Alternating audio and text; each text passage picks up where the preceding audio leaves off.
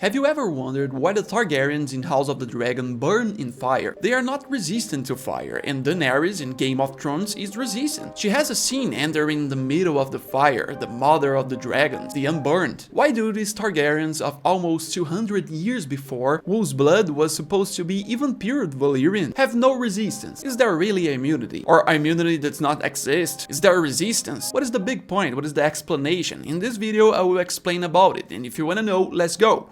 Hello everyone who watching this beautiful channel, my name is João Victor and I'm back to talk about Game of Thrones universe. Mostly because of House of the Dragon, because after the second season this question came back to the surface. People questioned again. When we see the episode 4, the battle at the Rook's Rest, we can see some difference on how some of Targaryens react to fire. Let's explain, but first don't forget to check the like, it helps me a lot in the promotion of this video, and don't forget to subscribe to the channel if you want more content about Game of Thrones universe. Also thank you for your patience with my English, it's not my native language, I'm trying to practice more and more, and there we go.